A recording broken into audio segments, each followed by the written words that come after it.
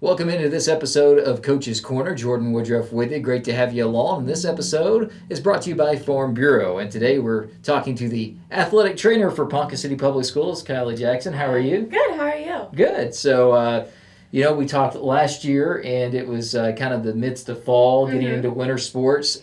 Totally different now. Yeah, It's spring definitely. sports, and it is pretty much all outdoors. Yeah. And heat's not the problem this Right, time of year, right. but it's just these up and down conditions. Yeah. It's the going from, being really, really warm to really cold, kind of in the same week. Baseball had their first home game last night, and it was like 40 degrees the entire time.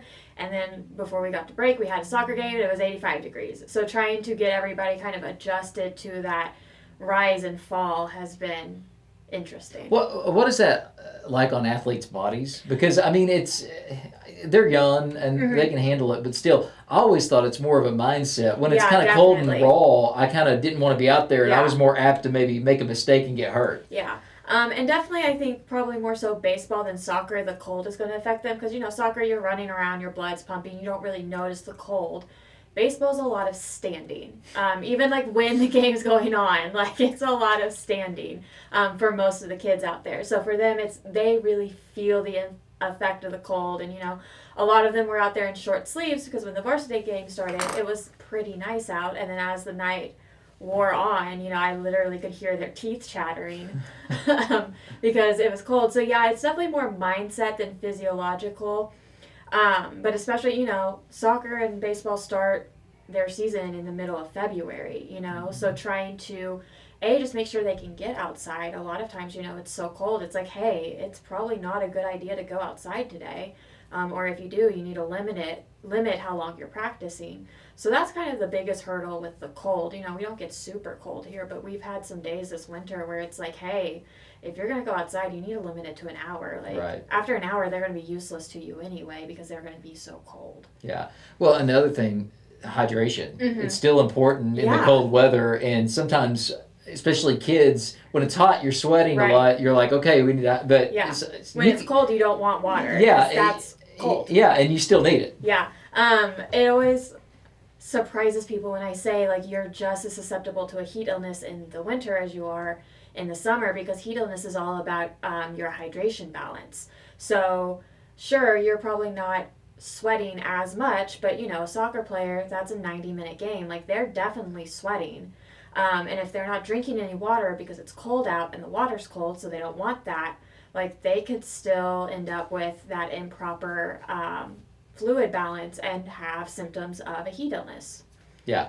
Well, and the difference in sports, too. So you have the sports going on, track and field, soccer, baseball, and the difference in the injuries Right, is so yeah. interesting, I think, for athletic trainers this time of year, because soccer is very much you're active, and baseball, it can be the kind of more wear and tear Right, over a long yeah. time period, and then track and field can kind of be a combo of maybe Yeah. both sometimes. So it is interesting. You can have all sorts of injuries in all sports, but Right. the types of injuries you get and influx are different for each sport. Yeah, definitely. And like each season, spring really is a season where you'll see everything. You'll see head injuries, you'll see ankles, you'll see shoulders.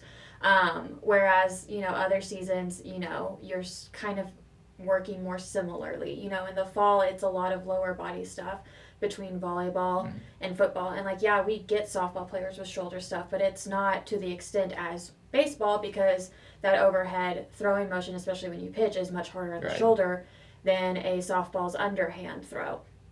So this is kind of the season where it's like every time somebody walks in, I'm going to be surprised.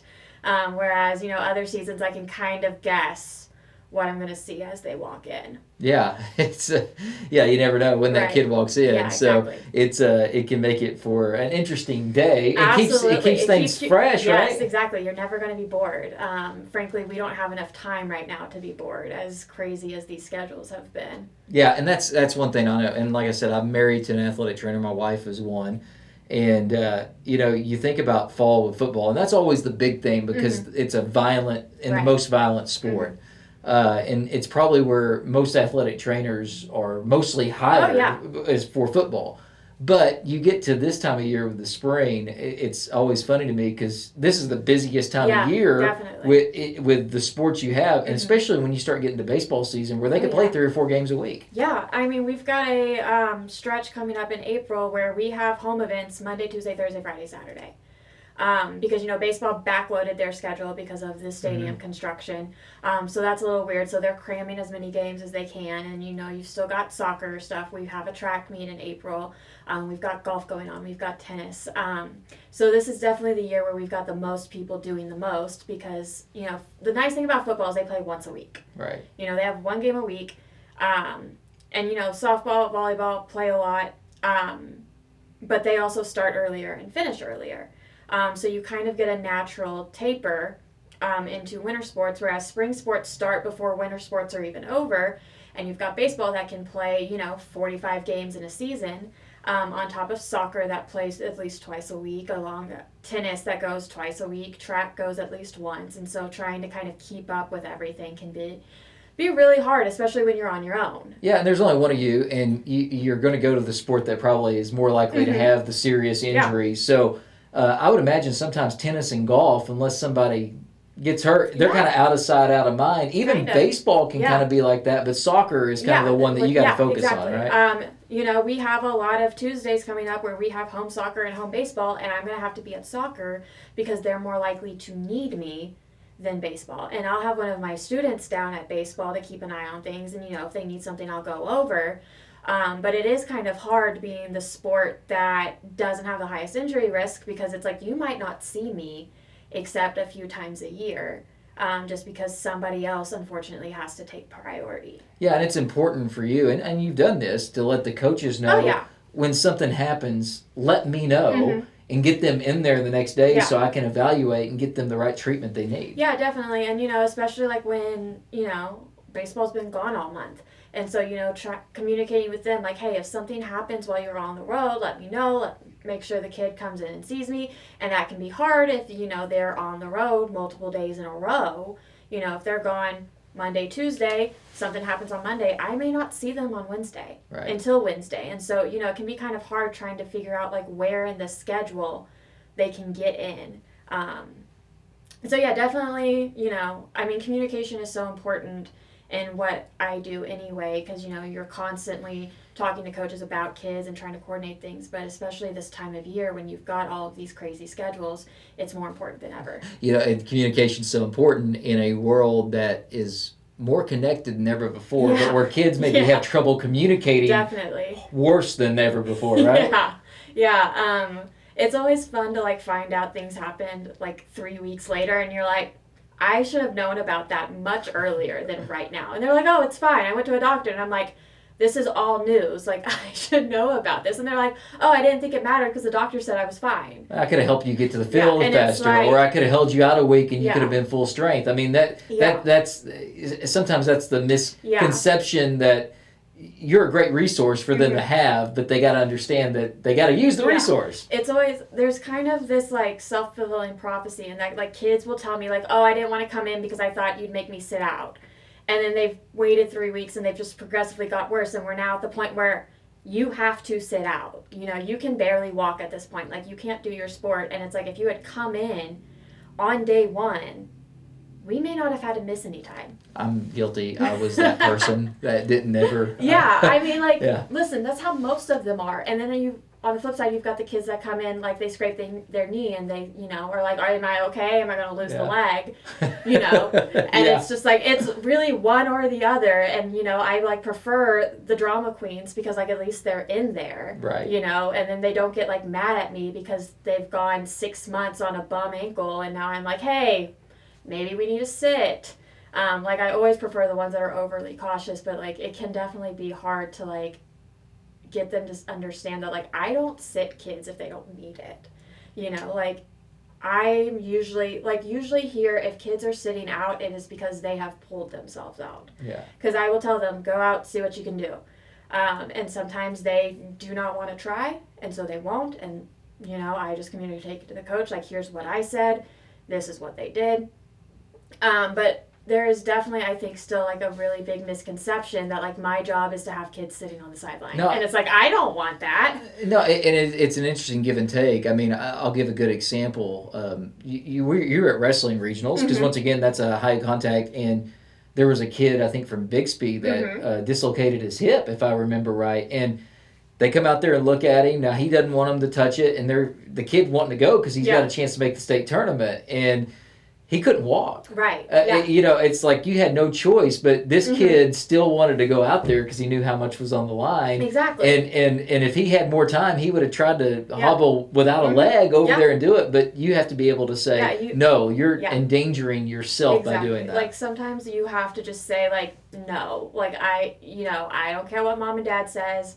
No, medically this is not safe.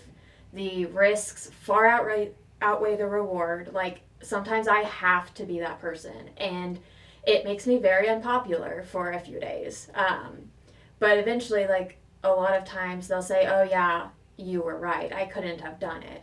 And it's like, I know, like, there was another year where a kid was knocked unconscious during a wrestling tournament, and he was really upset because that ended the tournament for him. And it's like, we have to do these things. Like, we have to make sure that, your eagerness to do your sport doesn't impact your overall quality of life. I mean, you got to think 10 years down the road. That's the thing. Is like every kid that plays feels like, and I was the same way, feels like they are going to be a college athlete or make money one day playing ball. But the statistics show you that is very, very rare and very limited. So you want somebody that maybe they don't have to have a knee surgery because they played high school football when they're 35 years old.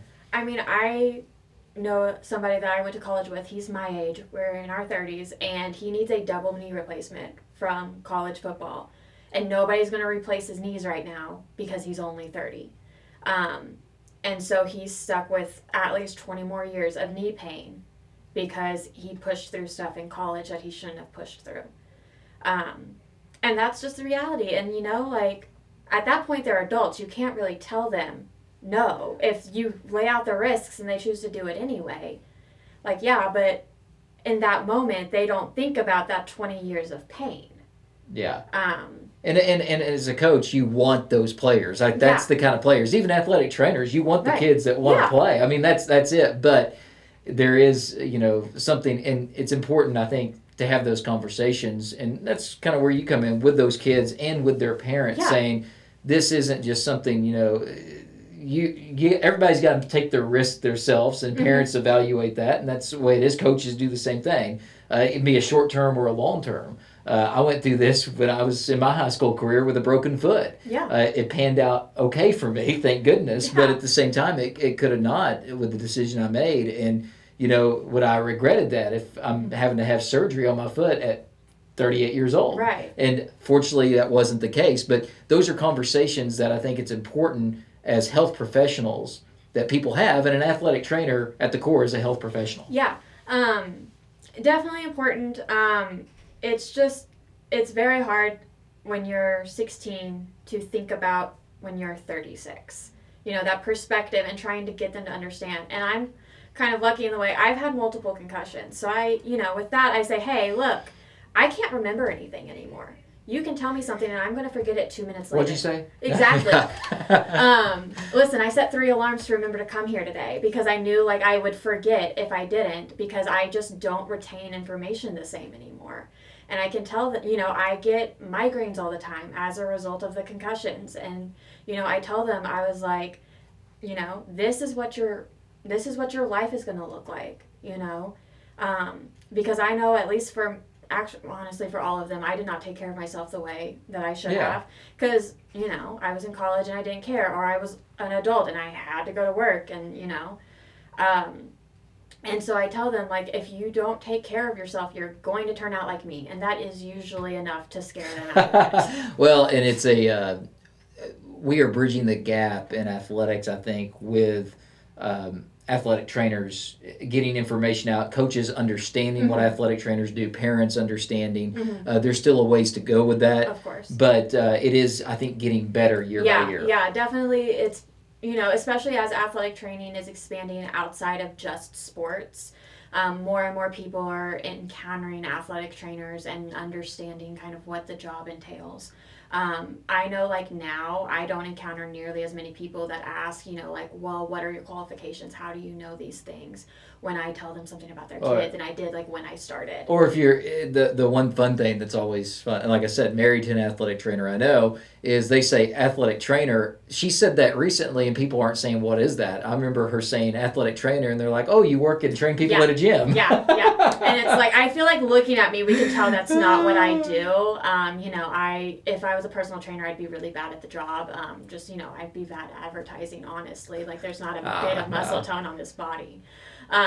So I'd be bad at it. But yeah, that is definitely a common misconception because everybody just calls you a trainer. And so they get interchanged. And I personally am not big on call me by the correct credential. Right. That feels like a hill I'm not going to die on. That's why I've always felt with that too. There are hills worth dying on, and somebody calling me a trainer instead of athletic trainer is not one that I personally want to die on. Other people will, and that's fine. As long as they understand what you're doing. Yeah, but at the end of the day, I know that when they're asking for me, they're not asking for Mike or Amy or strength coaches. They understand that what I do is different than what they do, and that's good enough for me. The terminology and the heat of the moment, it bothers me more that people still call me Kylee instead of Kylie, honestly. How can I be mad they call me a trainer if they don't even actually know how to say my name? So, Kylee. No, I'm joking. Listen, I'm still correcting people that have known me since I started 5 years ago. Once it gets in, it just never can. Yeah, so they're still Kylee. And I'm there's not an A anywhere in my first name.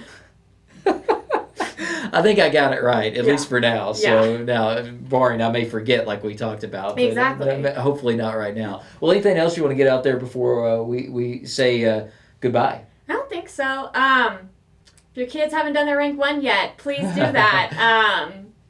If they've slipped through the cracks somehow, please make sure they have their physical, they have their paperwork done. We will have a free physical night in May for the next school year. I'm sorry, it's not free, but it's a discount. Physical night in May, so be on the lookout for more information for that. Great way to just go ahead and get it out of the way in May and not have to worry about it for next year. It will be valid for the full school year.